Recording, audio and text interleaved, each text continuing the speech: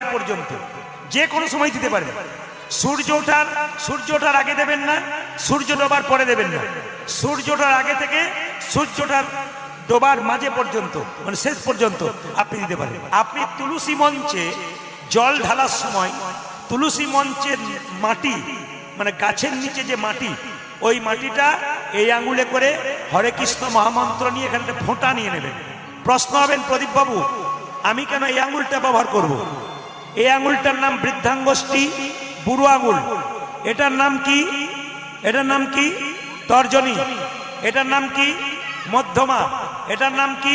অনামিকা। এটার নাম কি? কনিষ্ঠা। এখন প্রশ্ন হবে, আপনি এই আঙুলটা করে কেন আপনি তিলক নেবেন? শাস্ত্র বলছে এই অনামিকা মানে কারো নাম নয়, যে অনামিকা মানে নাম নেই তা নয়। অনামিকা হলো ভগবান বিষ্ণুর আঙুল।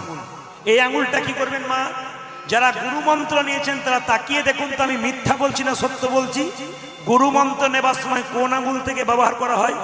জোরে বলুন। সব সময় এই আঙুল থেকে ব্যবহার করা হয়। এই আঙুলটা অনামিকা, ভগবান বিষ্ণুর আঙুল।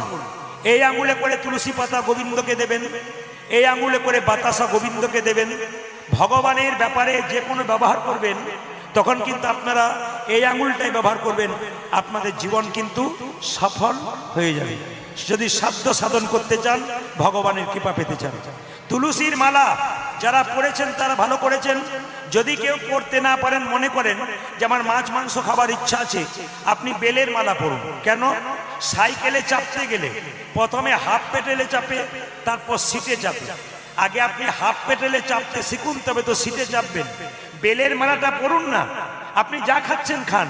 যখন বেলের মালা পরবেন তখন আপনার আস্তে আস্তে রুচি কমবে, যে আমি এবার আর এগুলো নেবো না, তুলসীর মালা নেব। আপনার ভক্তি কিন্তু আস্তে আস্তে জন্মাবে। যে কোনো কাজ করুন, বড় বড় মহাজন মহাজ্ঞানী যারা পৃথিবীতে বড় হয়েছে সবাই কিন্তু ধর্মকে সঙ্গে করে হয়েছে। যিনি আমাদের মনমোহন সিং প্রধানমন্ত্রী ছিলেন, মাথার পাগড়িটা চেঞ্জ করেছিলেন। জোরে বলবেন হ্যাঁ না? মনমোহন সিং মাথার পাগড়িটা ওর মা বাবা শিখিয়ে দিয়েছে, তুই যতই বড় হ না কেন মাথার পাগড়ি তোর থাকবে, আপন ধর্ম থাকবে, নইলে তুই উঠতেও পারবি না উপরে। ধর্মকে ঠিক রেখে কাজ করতে হবে, আপনার জীবন সুন্দর হবে। অধর্ম করবেন, আপনি পাপের পথে যাবেন, নোংরার পথে যাবেন। বহু প্রমাণ পাচ্ছেন সমাজ জীবনে যে পাপ করলে আমরা কোন জায়গায় পৌঁছাচ্ছি। আমরা পাপ করব না, চেষ্টা করব যতটা পুণ্য করবার, আমার ছেলে মেয়ে ভালো হবে, আমার সংসার ভালো হবে। সবাই লক্ষ্য করুন মায়েরা, তুলসীর মালা পরে কিন্তু আমিষ খাওয়া যায় না, মাছ মাংস ডিম। কিন্তু একজন আমাকে বলছে, প্রদীপ বাবু এখন মালা পরলে খাওয়া যায়। বলে কেন? মালার এখন সিস্টেম চেঞ্জ, প্যাঁচ সিস্টেম। সকালবেলায় দুপুরবেলায় নিমন্ত্রণ আছে, ভোজবাড়ি চলে গেলাম, প্যাঁচ খুলে দিলাম। আবার সকালবেলায় স্নান করে প্যাঁচ লাগিয়ে, এই প্যাঁচ লাগা পড়া পড়লে আপনি প্যাঁচেতেই পড়ে যাবেন। আমি যুক্তি দেখাবো, আপনার উত্তর দেবেন। ভারতবর্ষের সবচাইতে বিখ্যাত ব্যাটসম্যান সচিন তেন্ডুলকরকে যিনি পেরিয়ে গেলেন, তার নাম বিরাট কোহলি। চরিত্র ঘেঁটে দেখুন, চিরকাল নিরামিষ খেয়েছেন, এখনো নিরামিষ খায়, ব্যাটের পর ব্যাট 6 মারছে। মাছ মাংস খেয়ে 6 মারতে পারছেন না আপনি আমি। বিরাট কোহলি 6 মারছে নিরামিষ খেয়ে। ভারতবর্ষের যিনি ক্যাপ্টেন রোহিত শর্মা, ঘেঁটে দেখুন ইতিহাস, নিরামিষ ভোজি, ব্যাটের মধ্যে ছক্কা চলছে। যিনি বিরাট কোহলির স্ত্রী, তার নাম অনুষ্কা। ওই মেয়েটির দিকে তাকিয়ে দেখুন, এই বয়স থেকে নিরামিষ শুরু করেছে। বিখ্যাত বিজ্ঞানী আইনস্টাইন, চরিত্র ঘাটুন। বিখ্যাত বিজ্ঞানী নাম্বার 1, তার চরিত্র ঘাটুন। জীবনে আমিষ মুখে দেখে নাই, নিরামিষ খেয়েছে। প্রশ্ন করবেন আপনারা, এইবার কি করে বোঝাবেন আমাকে যে আমিষ খেলে ব্রেন তৈরি হয়, নিরামিষ খেলে হয় না? তাকান আমার দিকে, যে যেখানে বসে আছেন, যত বড় বড় গুণীজন জ্ঞানীজন আছেন নিরামিষের পথে হেঁটেছে। আমি এক জায়গায় কীর্তন করছিলাম, একজন স্কুল টিচার, তিনি রিটায়ার করবেন, তার বয়স 60 পেরিয়ে গেছে। এই 60 ঢুকবো রিটায়ার করবেন পরের বছর। তাকে দেখে মনে হচ্ছে যেন 45 বছর বয়স। জিজ্ঞেস করলাম এত সুন্দর শরীরটা রেখেছেন কি করে? বলে বাচ্চা থেকে আমার বাবা মা শিখিয়ে দিয়েছে আমিষ খাওয়া চলবে না। আমি খাই না, আমার মেয়ে ডক্টরেট করছে, ও খায় না, আমার ছেলে খায় না। ছেলেগুলোর চেহারা দেখুন, চকচক করছে। সাধুগুরু বৈষ্ণব নিরামিষ খাচ্ছে, প্রায় 10 কিলোমিটার হেঁটে চলে যাচ্ছে। আর যারা আমিষ খাচ্ছে তাদের কারো কোমরে ব্যথা, নালে হাঁটু ব্যথা, নালে পেট মোটা, নালে ঘাড় মোটা, না হলে সুগার, না হলে অম্বল, এই জন্য মুটিয়ে যাচ্ছে, খালি খাবার খাচ্ছে। একবার খাবার বন্ধ করুন, চুপচাপ এই তাকাবেন মায়েরা। কি বললাম? একবারে হয়ে যাচ্ছে।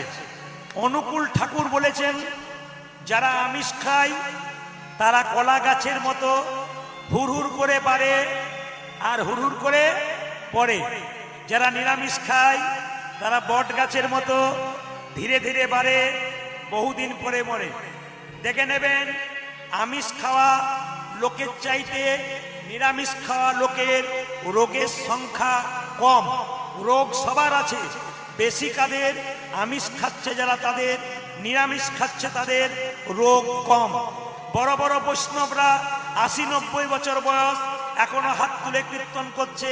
আপনি মাছ মাংস খাচ্ছেন, 50 বছরে নিতাই গৌর হরিবল হয়ে যাচ্ছেন, হাজার রকম রোগের বাসা বেঁধেছেন। অনুকূল ঠাকুর বললেন যে যত ত্যাগী সে তত নিরোগী, যে যত ভোগী সে তত রোগী। কিছু মনে করবেন না, সিনেমার নায়ক নায়িকা 50 বছর বয়স, দেখে মনে হবে 35 বছর বয়স। চমকে যাবেন, খাবারের হিসাব শুনলে চমকে যাবেন। সেদ্ধ খাবার খায়, তেল খায় না, মশলা খায় না, নিরামিষ জাতীয় খাবার খাবার পছন্দ করে। শরীর দেখুন ফিট হয়ে আছে। আর কত উদাহরণ দেব, যদি পশুর দিকে যাই তাহলে দেখবেন বাঘ মাংস খায়, হরিণ ঘাস খায়। হরিণকে বাঘ তেড়ে নিয়ে বেড়ায়, হরিণকে ধরতে পারে না, এত স্পিড হরিণের। কিন্তু হরিণ যখন হোঁচট খেয়ে পড়ে যায় তখন বাঘ ধরে, ধরতে না পারলে বাঘ করে, কিন্তু হরিণ দৌড়ায় তার আগে হ্যাঁস ফ্যাঁস করে না, কিচ্ছু করে না। সবাই লক্ষ্য করবেন, গরু নিরামিষ খায়, ঘাস খায়, কত বোঝাই করা মাল সে টেনে নিয়ে যাচ্ছে। আপনাদের আর কত বোঝাবো? নিবেদন আপনাদের কাছে, আপনি নিরামিষ খান, আপনি ফিট থাকুন। বিখ্যাত বিখ্যাত বিজ্ঞানীরা নিরামিষ খেয়েছেন, বড় বড় জ্ঞানীজনরা খেয়েছেন। নিরামিষ খেলে শরীর ভালো থাকে। একটা কাজ করলে ভগবান আপনার পাশে পাশে থাকবে। উত্তরটা বলে দিই আপনাদের, কারা কারা একাদশী করেন হাত তুলুন। একাদশী হাত তুলবেন যারা করেন। না মান খুশি হলাম আপনাদের আসরে এসে। কোচিহারেও দেখতে পেলাম আমি অজস্র ভক্তের মধ্যে প্রচুর ভক্ত হাত তুলেছে একাদশী করার জন্য। এই একাদশী কেন করবেন? বিজ্ঞানের যুক্তি কি? বিজ্ঞান কি যুক্তি দেখাচ্ছে দেখুন আপনারা। বিজ্ঞান যুক্তি দেখাচ্ছে, একটা মেশিন যখন প্রতিদিন কাজ করছে, সপ্তাহে একদিন তাকে রেস্ট দিচ্ছে। কোম্পানিতে চাকরি করুন, 7 দিনের মধ্যে একদিন রেস্ট। কেন? মেশিন কাজ করছে, একদিন তাকে রেস্ট দেওয়া দরকার। আমাদের শরীরে কলকবজাগুলো প্রতিদিন কাজ করছে, একদিন একাদশী করলে একে রেস্ট দিন, এ দীর্ঘ জীবন লাভ করবে, আরো শক্ত হবে, আরো ঠিক থাকবে। বিজ্ঞান বলছে। আপনারা সবাই লক্ষ্য করবেন, যদি আপনারা একাদশীর দিনে খেতে পারবেন, নির্জলা একাদশী করলে ভালো। এখন নির্জলা একাদশী করলে প্রায় লোকের তো গ্যাস হয়ে যায়, ওটা উত্তম একাদশী করতে পারলে ভালো। না করতে পারলে কি করবেন মা? মধ্যম একাদশী। কি কি? ফল খাবেন, সবজি খাবেন, দুধ খাবেন, দুধ থেকে তৈরি যা কিছু জিনিস খাবেন। কিন্তু মাথায় রাখবেন, সেদিন কিন্তু যত কম খেতে পারবেন তত আপনার লাভ। সেদিন খাবো খাবো ভাব থাকলে হবে না। একাদশী মানে আমি খাই না এটা নয়। একাদশী মানে শর্ত। কি শর্ত? ভালো কিছু খারাপ কিছু দেখবো না, খারাপ কিছু ভাববো না, খারাপ কিছু বলবো না। এরকম চিন্তা ভাবনা ভেতরে থাকলে আপনার একাদশী করা সার্থক। প্রতিজ্ঞা করতে হবে একাদশীর দিনে, খারাপ কিছু দেখবো না, খারাপ কিছু ভাববো না, খারাপ কিছু বলবো না। এই ভাব যদি কারো থাকে তবে একাদশী করা সার্থক। মায়েরা সবাই লক্ষ্য করুন, একাদশী মুসলিম সমাজে 30 দিন রোজা রাখা হয়। ভোর 4টে থেকে সন্ধ্যে 6টা পর্যন্ত কিচ্ছু খায় না, একবারে সন্ধ্যের পরে খাই, ভোরবেলায় খাই, থুতু গেলে না। আমাদের একাদশীতে আপনারা অনেক কিছু খেতে পারেন, তবু একাদশী করতে পারে না। 12 মাসে 24টা একাদশী হয়। যদি পারেন রামনবমী, জন্মাষ্টমী 24 দিয়ে 26টা হলো, 30টাও করতে হলো না। তাহলে আপনারা সবাই লক্ষ্য করুন, একাদশী সবাই করবেন নিজের শরীরের মঙ্গলের জন্যে, নিজের সংসারের মঙ্গলের জন্যে, ভগবানের প্রিয় হবার জন্যে, আর চতুর্থ হচ্ছে তীর্থস্থানের ফল লাভ করবার জন্যে। হাই তুলবেন না, শুনে নেবেন মন দিয়ে। একাদশীর আগের দিনে রাত্রিবেলায় ব্রাশ করুন। একাদশীর আগের দিনে, কাল একাদশী, আজকে রাত্রিবেলায় ব্রাশ করুন শোবার সময়। আজকেই জিভ ছুলে নিন, কাল নয়। কেন? যে পেস্টটা নিচ্ছেন ওর মধ্যে লবণ থাকে। একাদশীর দিনে লবণ খেতে নাই, আগের দিনে পেস্ট করে নিতে হয়। আর জিভ ছুলে নিতে হয় কেন? একাদশীর দিনে যদি কোনো অঙ্গ কেটে যায়, রক্ত বেরিয়ে যায়, তাহলে একাদশী হয় না। জিভ ছুলতে ছুলতে যদি আপনার রক্ত বেরিয়ে যায়, তাহলে কি হবে মা? আপনার একাদশী হবে না। এইবার সবাই লক্ষ্য করুন, যে যেখানে বসে আছেন। একাদশীর দিনে মায়েরা সকালবেলায় ঘুম থেকে উঠে গরম জল দিয়ে মুখটাকে ধুয়ে নেবেন, শুভ্র পোশাক পরবেন, ভগবানের পুজো করবেন। স্নান টান করার পর ভগবানের পুজো করে ভগবানের প্রসাদ তৈরি করবেন। আপনাদের কাছে নিবেদন, খাবেন কি? নির্জলা একাদশী উত্তম একাদশী। যদি কেউ না থাকতে পারেন, অনেকে বলে আমি মেডিসিন খাই, আমি করতে পারবো না। বিধি আছে, যদি কেউ অসুস্থ থাকেন তিনি মেডিসিন খেতে পারেন, কোনো অসুবিধা নেই। এইবার বলে দিই, একাদশীর দিনে আপনি একটা সবজি করতে পারেন। কি কি দিয়ে? কাঁচা কলা, পেঁপে, আলু। সরষের তেল ব্যবহার করবেন না, আপনি সাদা তেল ব্যবহার করবেন, ঘি ব্যবহার করবেন। গায়ে সরষের তেল মাখবেন না। কি মাখবেন মায়েরা? কি মাখবেন? নারকেল তেল মাখবেন। না পারলে ভালো, কোনো অসুবিধা নেই। সেদিন কিন্তু বিছানায় শোবেন না, যেখানে আপনি প্রতিদিন শোন। নিচে কম্বল পেরে সুস্থভাবে সুন্দর বিছানায় শয়ন করবেন পবিত্রভাবে। দেখুন কত পবিত্রতা ভাব আছে। আপনার জীবন পাল্টে যাবে, আপনার সংসার পাল্টে যাবে। আপনি ভাবতেই পারবেন না আমি কি ছিলাম, আমি কোন জায়গায় এলাম। আমি বারবার নিবেদন করবো প্রত্যেকটা সনাতন ধর্মের মানুষের কাছে, আপনারা একাদশী করুন। একাদশী করলে জীবন সফল হবে। এইবার আপনাদের বলে যায় মায়েরা, যদি একাদশীর দিনে আপনারা লবণ খাবেন, কিন্তু সন্দক লবণ ব্যবহার করবেন, এই লবণ নয়। সবাই লক্ষ্য করুন মায়েরা, একাদশীর দিনে নির্জলা একাদশী করলে কি বলে ওটাকে? উত্তম একাদশী। ফলমূল দুধ খেয়ে সবজিকে একাদশী করলে কি করা হয়? মধ্যম একাদশী। অনেক জায়গায় আবার বলে গুরুরা কি বলে, আটা খেয়ে একাদশী করো। ওই দিন একাদশী হয় না, আটাদশী হয়। একাদশী হবে না। কিন্তু একাদশী ছেলে না মেয়ে? জোরে বলুন। একজন বলছে ছেলে, মেয়ে। আচ্ছা মায়েরা, একাদশীর জন্ম কোথা থেকে? ভগবান বিষ্ণুর সঙ্গে একটা অসুরের যুদ্ধ হচ্ছিল। অসুরটা বিষ্ণুকে পারছে না। ভগবান বিষ্ণু চালাকি করে গুহাতে ঢুকে গেল, আর অসুর সঙ্গে সঙ্গে বলল, এবার তুমি যাবে কোথায়? এবার তোমাকে ছেড়ে কথা কইব না। যেই না অসুর মারতে গেল ভগবান বিষ্ণুকে, ভগবান বিষ্ণু তার শরীর থেকে একটা জ্যোতিষ সৃষ্টি করলেন। সেই জ্যোতি থেকে একটা রমণীর জন্ম হলো, মেয়ে। সেই মেয়ে জন্ম নিয়ে সঙ্গে সঙ্গে অসুরের মস্তক ছেদন করল। ভগবান বিষ্ণু বলল, বারে মেয়ে, আমি যাকে মারতে পারলাম না তুই তাকে মেরে ফেললি। মেয়েটি বলে উঠল, ভগবান আপনি আমাকে অপমান করছেন কেন? আপনার শরীর থেকে আমার জন্ম, আপনার শক্তিতে আমি শক্তিময়ী, আমি তাকে মেরে ফেলেছি। বলো প্রভু। বলে কি? আমি যে মেয়ের রূপে জন্ম নিলাম, আমার জায়গা কোথায় হবে? আমাকে এমন জায়গায় দাও যেন পবিত্র হয়। ভগবান বললেন, তোমার নাম রাখলাম একাদশী। যে সমস্ত মানুষ টাকা পয়সা নাই, তীর্থে যেতে পারে না, তীর্থের ফল সব ভোগ করবে যদি তোমার মধ্যে কেউ বর্তমান হতে পারে একাদশী করতে পারে। শাস্ত্রের দিকে গেলে মায়েরা সব তীর্থের ফল এক জায়গায় পাবেন যদি আপনারা একাদশী করতে পারেন। পরম প্রেমময় শ্রী শ্রী অনুকূল ঠাকুরের শিষ্য বা শিষ্যা এখানে কারা আছেন? হাত তুলবেন। পরম প্রেমময় অনুকূল ঠাকুরের শিষ্য শিষ্যা কেউ আছেন? দক্ষিণ দিনাজপুরে এখানে হাত তুলবেন। বেশ, যারা আছেন তারা নামান। এখন বলে রাখি, অনুকূল ঠাকুরের কথা একটু শুনে নিন আপনারা। তিনি কেমন গুরু? আসলে অনুকূল ঠাকুর কার কাছে মন্ত্র নিয়েছিল শুনলে চমকে যাবেন। নিজের মায়ের কাছে মন্ত্র নিয়েছিল। এই অনুকূল ঠাকুর ছোটবেলা থেকে মা বাবার প্রতি ভক্তি ছিল। এখানে যারা কীর্তন শুনতে এসছেন তাদের কাছে নিবেদন রইল, মা বাবার প্রতি যাদের ভক্তি আছে ওপরে তারা উঠবে, আর মা বাবার প্রতি ভক্তি যাদের নেই তারা ওপরে উঠবে, কিন্তু পড়ার সময়টা খুব তাড়াতাড়ি হবে। এই জন্য বারবার বলি, অনুকূল ঠাকুর প্রথম শিখিয়ে দিলেন মা বাবাকে ভালোবাসতে শেখো, তুমি ওপর দিকে উঠবে। নিজের মায়ের কাছে মন্ত্র নিয়েছিল অনুকূল ঠাকুর। এই অনুকূল ঠাকুরের সংসারে একবার যখন প্রচন্ড অভাব হয়ে গেল, তখন লক্ষ্য করুন 2.5 কিলোমিটার দূরে মুড়ির দোকান করে মুড়ি বিক্রি করে সংসার চালিয়েছিল। অনুকূল ঠাকুরের মায়ের ইচ্ছা ছিল আমার ছেলে ডাক্তার হবে, কবিরাজ হবে। তাই কি করলেন, তিনি কলকাতায় পাঠালেন অনুকূল ঠাকুরকে পড়ানোর জন্য। সবাই লক্ষ্য করবেন, এই অনুকূল ঠাকুর কলকাতায় পড়তে গেলেন। আশ্চর্যের ব্যাপার, একবেলা খেতে পেতেন, একবেলা খেতে পেতেন না। যে খাবারটা খেতেন সেটা আবার ভাগ করে করে খেতেন। কার সঙ্গে? বন্ধুদের সঙ্গে। তখনই বুঝতে পেরেছিলেন তিনি দয়াল ঠাকুর হবেন, তিনি প্রেমের ঠাকুর হবেন। প্রমাণ কিন্তু দিয়ে দিয়েছিলেন। যে যেখানে আছেন মন দিয়ে শুনবেন মায়েরা, অনুকূল ঠাকুর এমন এমন দিন গেছে, ডাক্তারি পড়তে গিয়ে চাপা কলে জল খেয়ে সারাটা দিন কাটিয়ে দিয়েছে। গঙ্গার তীরে গিয়ে এক মনে ভগবানের ধ্যান করত।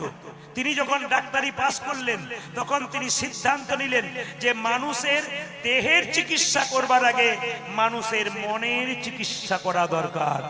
তাই তিনি কি করলেন, মা সৎসঙ্গ করলেন। কেন? সৎসঙ্গে এলে দেহের যত রোগ আছে অনেক রোগ দূর হয়, যদি মন তোমার ভালো হয়ে যায়। মায়েরা, আপনাদের মনের মধ্যে অনেকে রোগ আছে, দেখবেন দেহে কঠিন রোগ হলে তার চিকিৎসা দরকার আছে, অবশ্যই দরকার আছে। কিন্তু মাথায় রাখবেন, যদি সৎসঙ্গে বসেন তাহলে দেখবেন অনেকের মনের রোগ থাকে, আমার এই হচ্ছে, আমার ওই হচ্ছে। যদি কেউ সৎসঙ্গে থাকে তাহলে দেখবেন তার মনের রোগগুলো দূর হয়ে যায়। যেমন গতকাল আমি যেখানে ছিলাম, যার বাড়িতে বাসা ছিলাম, তিনি বললেন আমার অনেক রকমের রোগ ছিল, অনেক রকমের কষ্ট ছিল। আপনার কীর্তন শুনতে শুনতে কোন দিকে ওগুলো চলে গেছে। কেন? আমি এখন ভাবি যা হবে হবে, গোবিন্দের নামের মধ্যে তো আনন্দ আছে। এই জন্য অনুকূল ঠাকুর কি করলেন, প্রথমে ভাবলেন মানুষের মনের চিকিৎসা করতে হবে। এই মনের চিকিৎসা করতে গেলে প্রত্যেককে গুরু মন্ত্র নিতে হবে। আর যত গুরু মন্ত্র ভজন করবেন, মনের ময়লাগুলো তত আস্তে আস্তে নিতাই গৌর হরি বল বলে পরিষ্কার হয়ে যাবে। যারা যারা কীর্তন শুনতে এসছেন তাদের কাছে নিবেদন রইল, সব গুরু মন্ত্র নিয়েছেন তো? হাত তুলে দেখান কারা কারা গুরু মন্ত্র নিয়েছেন। বাহ, বেশ। এই জন্য গুরু কৃপা না থাকলে কীর্তন শোনা যায় না। গু মানে কি? অন্ধকার। রু মানে কি? আলো। যিনি গুরু মন্ত্র নিয়েছেন তিনি জীবনকে সুন্দর করেছেন। মায়েরা, গুরু মন্ত্র নেবেন নেবেন, যার কাছে মন্ত্র নেবেন না। গুরু কৃপাহি কেবলম, গুরু পাকা হওয়া চাই, কাঁচা হলে হবে না। রামকৃষ্ণ পরমহংসদেব বলেছেন শিক্ষা দীক্ষা দুরকম। দীক্ষা হলো কৃষ্ণকে জানা, আর শিক্ষা হলো রাধাকে জানা। যারা দীক্ষা নিয়েছেন তারা কৃষ্ণকে জেনেছেন, আর যারা কোনো শিক্ষা নেন নাই তারা রাধাকে জানতে পারেন নাই। শিক্ষা হচ্ছে দেহতত্ত্বের ব্যাপার। যখন শিক্ষা নেবেন তখন দেখবেন আপনার দেহের মধ্যে একটা অনাবিল আনন্দ আসছে। দীক্ষাতেও ঠিক তাই। তো দীক্ষা যারা নিয়েছেন তাদের কাছে নিবেদন রইল, বলছে যে যখন সকালবেলায় পদ্ম ফুল ফোটে, যখন পদ্ম ফুল ফোটে, সূর্যের আলো, মায়েরা, সূর্যের আলো যতক্ষণ না পদ্ম ফুলের উপরে পড়ে ততক্ষণে পদ্ম ফুলের পাপড়ি ফুটে ওঠে না। ঠিক সেরকম গুরু সূর্যের যখন আলো হৃদয় মাঝে পড়ে তখন ভক্তিরূপী পদ্ম আমাদের নিতাই গৌর হরি বল বলে হৃদয় মাঝে জেগে ওঠে। এই জন্যে গুরুর দরকার আছে, গুরুর দরকার আছে। কিন্তু একটা কথা বলি, গুরু করবেন বেছে বেছে করবেন। আপনি আপনার ছেলে মেয়েকে পড়াবেন, ভালো স্কুল কলেজে পড়াচ্ছেন কেন বলুন তো? ভালো মাস্টার মশাই হলে ছেলে তৈরি ভালো হবে। গুরু যদি ভালো হয় তাহলে দেখবেন আপনার জীবন সুন্দর হবে। গুরু এইরকম করুন যার কাছে বসে। ঈশান ঘোষ তোমাকে খুঁজে বেড়াচ্ছে জেনারেটরের কাছে। ঈশান ঘোষ তোমাকে তোমার মা খুঁজে বেড়াচ্ছে জেনারেটরের কাছে, এসে দেখা করো। হরে কৃষ্ণ। সবাই লক্ষ্য করুন, গুরুর কাছে বসবেন, দুটো জানার বিষয় থাকলে জানবেন। আর আপনি নিজে জানেন না, গুরুকে জিজ্ঞেস করছেন, গুরুও জানে না, এইরকম গুরু করে কোনো লাভ নাই। শাস্ত্রে বলেছে যে কিবা বিপ্র কিবা শূদ্র নেশিক জ্ঞানে নয়, কৃষ্ণ তত্ত্ব বেত্তা যেই সেই গুরু হয়। আমাদের মনে ধারণা হয়ে গেছে গুরু মানে ব্রাহ্মণ। না, শাস্ত্র বলে দিয়েছে কিবা বিপ্র কিবা শূদ্র, ন্যাসিক জ্ঞানে নয়, কৃষ্ণ তত্ত্ববেত্তা যেই সেই গুরু হয়। গুরু হচ্ছে জাতিতে যাই হোক না কেন তাকে তত্ত্বজ্ঞানী হতে হবে। যার কাছে বসলে আপনার মনের শান্তি আসবে, যার কাছে বসলে আপনার দুটো জিনিস জানার থাকলে আপনি জানতে পারবেন, তিনি হচ্ছেন গুরু। তবে বলে রাখি মায়েরা, রামকৃষ্ণদেব বলেছেন গুরু হচ্ছে দু প্রকার, একটা কাঁচা একটা পাকা। কাঁচা গুরুকে মন্ত্র দেবার আগে চুক্তি করে যে, এই আমার কাছে মন্ত্র নিবি, 1000 টাকা, দুটো সোনার জিনিস, একটা থালা গ্লাস বাটি, একটা ধুতি শাড়ি লাগবে, তবে দিব, নইলে দেবো না। এরকম চুক্তি করে যিনি গুরু মন্ত্র দেন, ইনার কাছে গুরু মন্ত্র নিলে নিতাই গৌর হরিবল। এরা হলো কাঁচা গুরু। পাকা গুরুকে মন্ত্র দেবার আগে চুক্তি করে না যে, ঠাকুর আমি মন্ত্র নেব, নে। আচ্ছা, মন্ত্র নিতে গেলে টাকা দিতে হবে তো? বলে না, কিচ্ছু দিতে হবে না, তবে কি দিব? বলছে তোর ভক্তিটুকু আমার চরণ তলে দে। যিনি প্রতি বছর আপনার বাড়িতে এসে আপনাকে পরীক্ষা করে দেখবে আমি যে মন্ত্রটা দিয়েছি ঠিক ঠিক ভজন করছে কিনা, এরাই হচ্ছে পাকা গুরু। জীবনে গুরু পাকা করবেন। তবে একটা কথা বলি, গুরু যদি আপনার বাড়ি আসে, সে কিন্তু খালি হাতে আসবে না, সে নিতে আসছে না, আপনাকে দিতেও আসছে। তাহলে গুরু এলো মানে কি? প্রায় গুরু আসেন দেখবেন, এসে কি বলে, তোর গুরু মায়ের কোমরে ব্যথা, আমার হাঁটু ব্যথা, পয়সা নাই, ব্যবস্থা করে দে। না না, আপনি তো ছেলে, উনি তো বাবা, সবকিছু করবেন, ওটা ঠিক কথা, কিন্তু উনি দুঃখের কথা বলবেন না, উনি কৃষ্ণ কথা বলবেন। কৃষ্ণ কথার ফাঁকে আপনি বুঝবেন উনাকে কি দেওয়া দরকার, কি দেওয়া নয়। এই দিকে তাকাবেন, একটা গুরুদেব একটা মেয়ের কাছে এসেছে, মেয়েটি বলছে বাবা এলেন, আপনাকে প্রণাম করি। বলে হ্যাঁ কর। এবার জল পান করুন, জল এনে দিই চাপা কল থেকে। গুরু বলছে না, তোর হাতে জল খাবো না। যখনই আপনি মন্ত্র নিলেন তখন দেহ শুদ্ধ হয়ে গেল, আপনার হাতে সবাই জল খেতে পারে, যেহেতু আপনি ভগবানের নাম উচ্চারণ করেন, দেহ মন শুদ্ধ করেছেন, আপনার হাতে সবাই জল খেতে পারে। কিন্তু যারা কাঁচা গুরু তারা কি বলে, এই তোর হাতে জল খাবো না, এখন তোর সেরকম হয় নাই, গুরু মন্ত্র পাকাপাকি ভজন কর তারপর খাবো। এদের কাছে মন্ত্র নেবেন না। একটা মেয়ের কাছে এসেছে, বলছে, মেয়েটা বলছে বাবা তাহলে জল দি। বলছে জল তো দিবি, কিন্তু তোর হাতে খাবো না। তখন মেয়েটি বলছে তাহলে এক কাজ করি, 1 বোতল মিনারেলস ওয়াটার এনে দিই, ওটা খান। বলছে কোনো অসুবিধা নাই। মেয়েটি জিজ্ঞেস করছে, আমার হাতে জল খেলেন না, আর মিনারেলস ওয়াটারের বোতলে যে জলটা ভরেছে ও কোন জাতের লোক আপনি কি করে বুঝলেন? না কি বলছেন? ও কোন জাতের লোক আপনি কি করে বুঝলেন? ও যে নোংরা হাতে ভরে নাই কি করে বুঝলেন? ও কোন অবস্থায় ছিল কি করে বুঝলেন? গুরু তখন কুপোকা। বলছে তাহলে এক কাজ কর, আমাকে গ্যাস সিলিন্ডার এনে দে, আমি নিজে রান্না করে খাবো।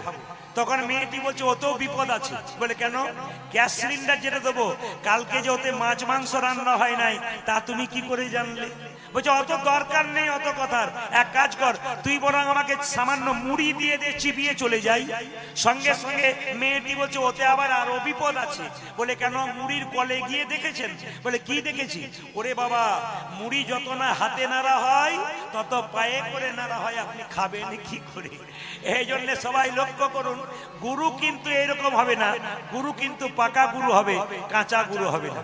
এই জন্য আপনাদের বলে রাখি, যারা গুরু মন্ত্র নিয়েছেন, যারা নেবেন তারা পাকা গুরু নেবেন, যার কাছে মন্ত্র নিলে আপনার জীবন সুন্দর হবে, জীবনের পথ ভালো হবে। আপনাদের কাছে নিবেদন রইল, এতক্ষণ যাবৎ যারা কীর্তন শুনছেন, ঠান্ডার মধ্যে দূর দূরান্ত থেকে এসেছেন সব, অনেকে দাঁড়িয়ে আছেন একবারে ঘন্টার পর ঘন্টা, অনেকে বসে আছেন, অনেকে ভাবছেন শেষ হয়ে যাবে, বেরোতে পারবো না, বয়স্ক মানুষরা আগে থেকে সুযোগ নিচ্ছে না, তবু অনেকে ভক্তি ভরে কি সুন্দর বসে আছেন।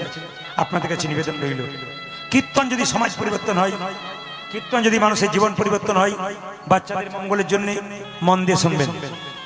মায়ের মতো বাবার মতো আপন পৃথিবীতে কেউ হয় না, জেনে নিন। এই পৃথিবীতে যতই কৃষ্ণ পুজো করুন, যতই গোবিন্দ পুজো করুন, মা বাবার প্রতি ভক্তি না থাকলে গোটাটাই বৃথা।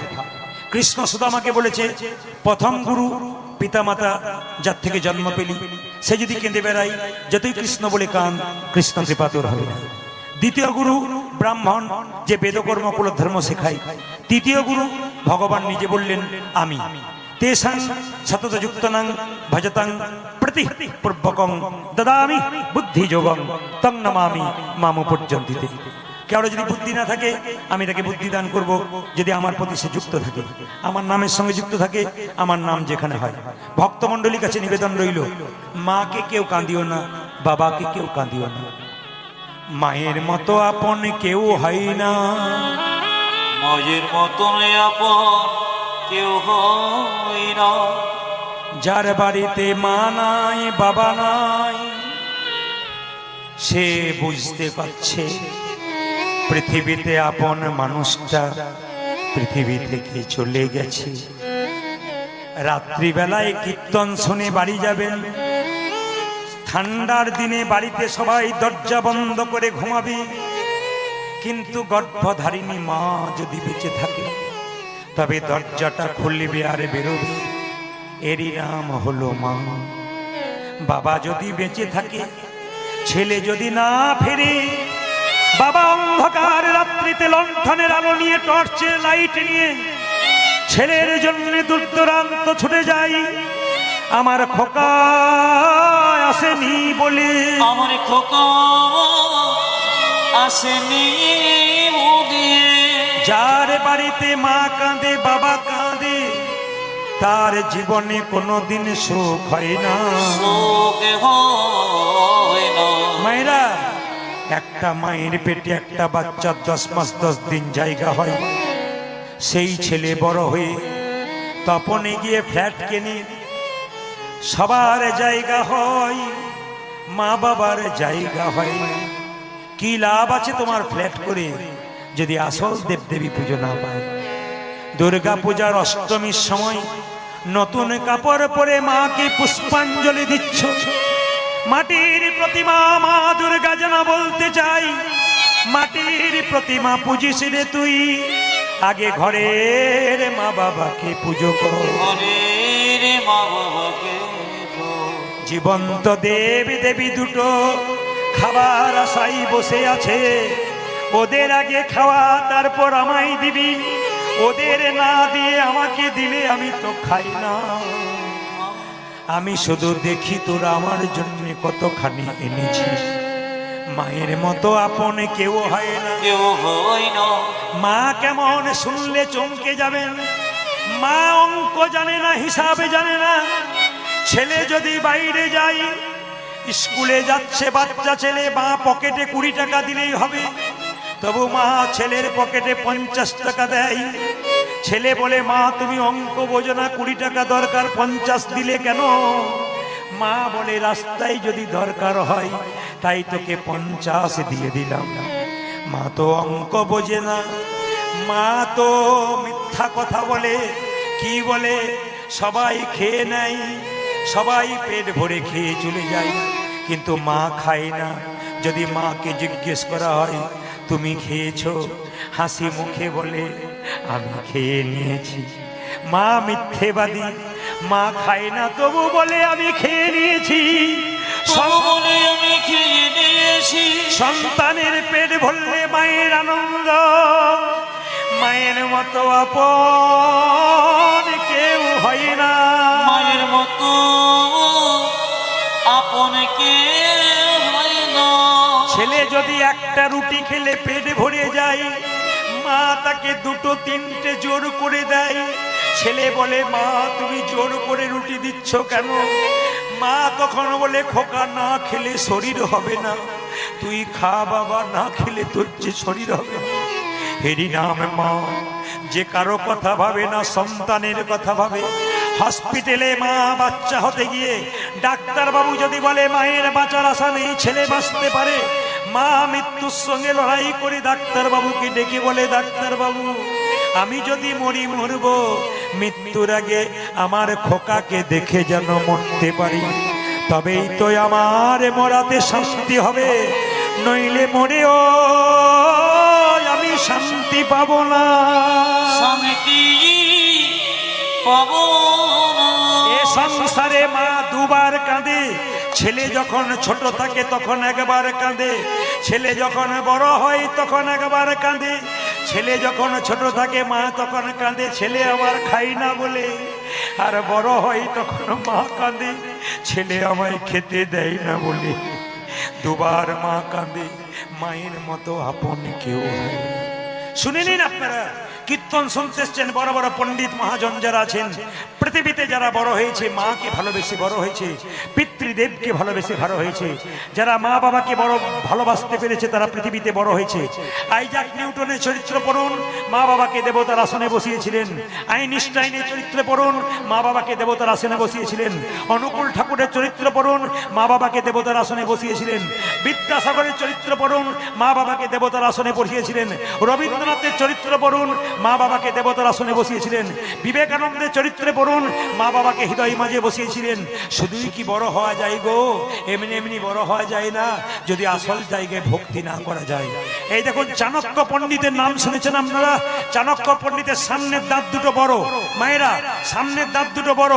তো একদিন জ্যোতিষ এসে বলল চাণক্য পণ্ডিতের মাকে, শোনো তোমার ছেলের দাঁত দুটো বড়, অনেক বাচ্চারই দাঁত বড় হয়, কিন্তু তোমার ছেলের দাঁত বড় লক্ষণটা দেখলাম একটু আলাদা রকমের। কি? তোমার ছেলে রাজা হবে গো। ওগো চাণক্যের মা, তোমার ছেলে রাজা হবে। কোন মা যদি জানতে পারে আমার ছেলে রাজা হবে, তাহলে সেই মায়ের কি আনন্দ হয়।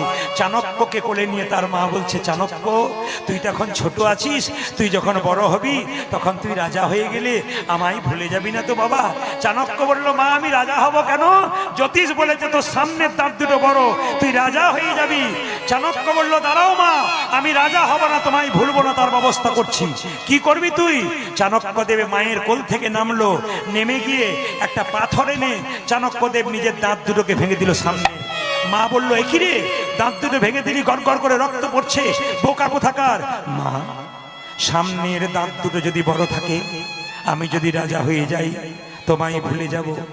দাঁত দুটো ভেঙে দিলাম, রাজা হব না, তোমায় কোনোদিন ভুলেও যাব না। তোমায় কোনোদিন ভুলে যাব না। এখনকার বাচ্চারা বড় হলে মা বাবাকে দেখে, জোরে বলবেন, আপনাদের দক্ষিণ দিনাজপুরে দেখে, অন্য জায়গায় দেখে না। একটু আমার দিকে লক্ষ্য করবেন, বড় বাস্তবের সঙ্গে মিল আছে। আপনাদের ছেলে মেয়ে বড় হলে বাবা মাকে দেখে? বাবা জোরে বলুন হ্যাঁ না না। এরা ইশারা করেছে না, দেখে না।